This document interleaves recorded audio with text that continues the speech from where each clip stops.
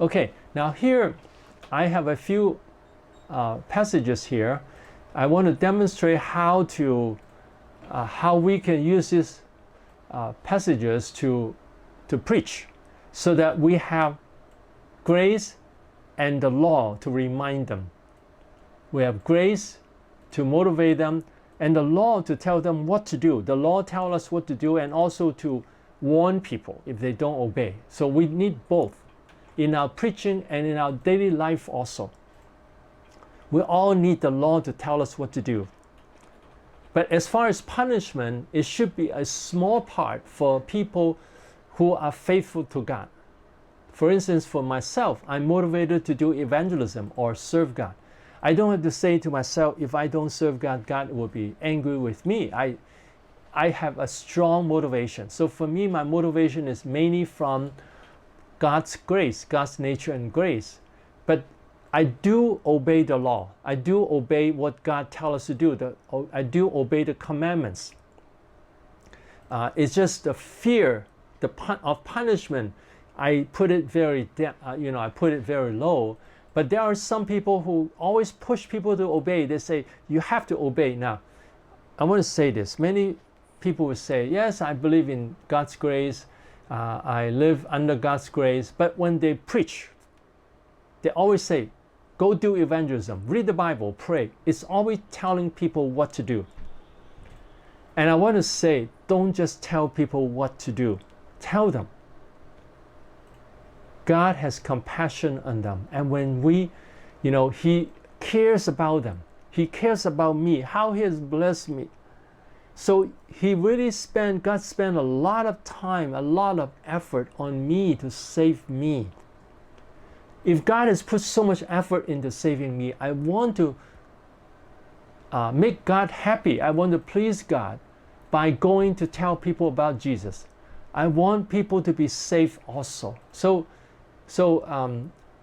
instead of just telling people, go do evangelism, I'm saying, don't just tell people to do evangelism. Say, look at what God has done in your life. God has forgiven you. God has worked in your life for so long. God has accepted you for so long. God has moved. The Holy Spirit has moved in your heart for so long. God has blessed you in so many ways. So we should go and make disciples of all nations and bring blessings to them, and God will be very happy and will bless you. So instead of just telling people what to do, I'm saying, first talk about God's nature and grace, and encourage people to live out that nature of God, have compassion, care about people, forgive people, be nice to people, be kind to people, to all do all these things and see how God has motivated us, and thank God for that, and then and believe that God will be happy with us. He will bless our life, and He'll reward us also. It doesn't mean that Christians should obey always just because of the reward. I obey because I'm so happy with God. I just want to obey God. I just want to make God happy. I just have the heart of God. I just want to see people saved. I want people changed. I want to see people go to heaven. When we have the heart of God, we already have a strong motivation. So I'm saying, please, don't just use the law to tell people what to do. Now, people didn't understand that this is the law because they're thinking, just thinking the Mosaic law. I'm talking about the commandments. Don't just use commandment to obey, to preach the gospel, but give people the motivation. Okay, Matthew 10:41-42. He who receives a prophet in the name of a prophet shall receive a prophet's reward.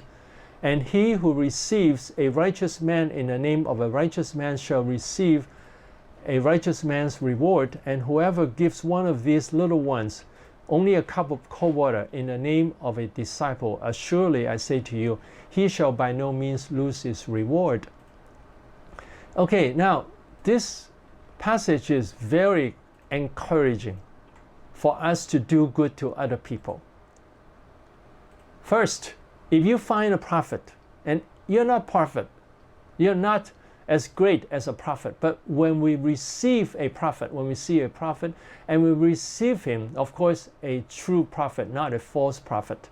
There are many false prophets in this world. There are people who say prophecy, who prophesy just for money, and their lives show problem.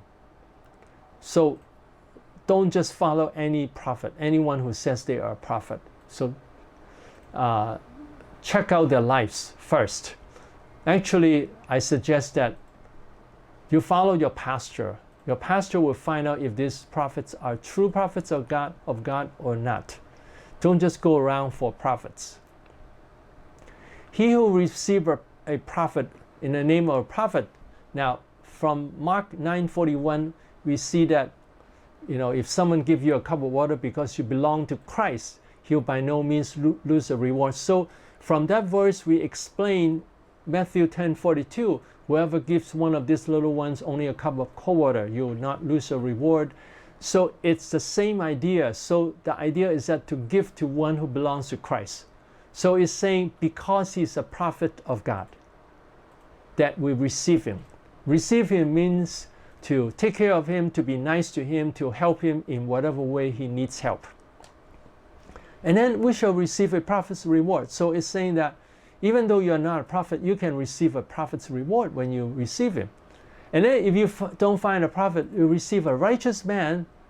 You are nice to a righteous man, and then you shall receive the righteous man's reward.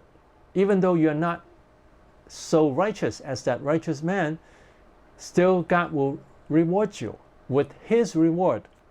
And then if you cannot find a righteous man, if you just find one of these little ones, the little brothers of Jesus, any unimportant person, any child or any weak Christian, any person, any Christian, that whoever gives one of these little ones only a cup of cold water in the name of a disciples because it belongs to Jesus, we do that. Or we do it to a non-Christian in order to bring the person to become a Christian. Surely I say to you, he shall by no means lose his reward. So Jesus is saying, whatever you can do to a Christian or to a non-Christian to bring them to Jesus, God will be very happy with you and God will reward you, even though you might be doing a little thing. So Jesus is saying, it's not hard to please me. It's not hard to receive reward. So this would give people the motivation that when we encourage people, even when you put the chairs of the church in place, God is happy with you and he will reward you. Even when you welcome the people when they come into church, God will be happy and he will bless you. And even when you go and tell people about Jesus, you pray for someone, you help someone to understand God more, to love God more, God will be happy with you. Whatever little things you do for him, he will be happy with you and he'll bless you and he'll reward you. This way, we are motivating people with God's grace. That is what I mean. So I hope that you all learn this. And instead of just saying, just go and receive them. Just go and do something good. Don't just tell people what to do. But say, when you do this, God is very happy with you. When you encourage people to sing in the choir or to be a worship team member, you tell them, God is very happy when we praise and worship him. When you lead the congregation to worship him, God is very happy with you. So when you join the worship team, if you are called to be a worship team leader, now not everyone is called to be a worship team leader. Some people will sing, when they sing it's always out of tune. They should not be a worship team leader. But when you have the gift of leading worship, when you serve God, God is very happy with you. So that's how we motivate people to serve God. And when you welcome people, and God is very happy when you welcome them. So come and join us to welcome people. Or to visit people, God is very happy with you and he'll bless you. He'll give you more strength, more talents so that you can do greater and greater things for God. And he'll reward you and bless your whole life. So that's how we can motivate people with God's grace. Okay, so here I put down a simple outline here. Not every point, but just some points. Grace. God treasures the prophets, the righteous man, and any little ones. And He wants to bless them. So when people do good to them, God will reward them. So God treasures, no matter the person is a great person, a pastor, a prophet, or a righteous person, or just an ordinary Christian, God cares about that person. If we treat them nicely, God is very happy with us and He will reward us. Grace, God gives us the motivation and the strength to bless His people. God changed our heart so that we have the motivation to bless His people. When we became a Christian, God gave us this desire to do things, to do nice things to other people. And then third point, even when we sincerely do a small thing for God, He's very happy and will reward us richly. So what Jesus was saying here is that, He didn't say when you bring someone to Christ. Now, of course, God wants us to bring someone to Christ. But sometimes it's not easy. But to give a cup of water is easy. So even when we do a little thing, God is very happy when we do it sincerely for God's glory. If God says, if you bring someone to Christ and then I'll reward you, you by no means lose your reward, we'll be happy, but we'll say, I try, but I haven't brought any person to Christ yet. And then people will say, that's too hard to please the Lord. But so Jesus said, just a cup of water, I'll reward you. Okay, and why many Christians don't do good to others? Because they're selfish, they think they lose something when they are nice to others. And then Jesus warns those who don't do good to others. In Matthew 25, some people who don't do anything good at all, the goats, they'll go into eternal damnation. We're not saved by doing good, we're saved by grace through faith. But when we are saved, we always will do good. And then how we can have strong motivation to do good to God's servant, any little one. So how?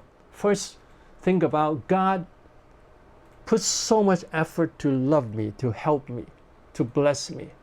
So I have received so much. And I'm happy because of all these blessings of God. So do I want other people also to experience this goodness of God? So we have experienced this, we want other people to experience that also. And then when we do anything to the little ones, to anyone, God is very happy. And also it will build up the personal relationship and we'll enjoy that too. So we'll enjoy our relationship with people, we enjoy serving God, we enjoy God. It will bring blessings to our whole life and God will bless us. So we can encourage ourselves and say every little thing we do to people, even when we smile to people, God is very happy and God will reward us.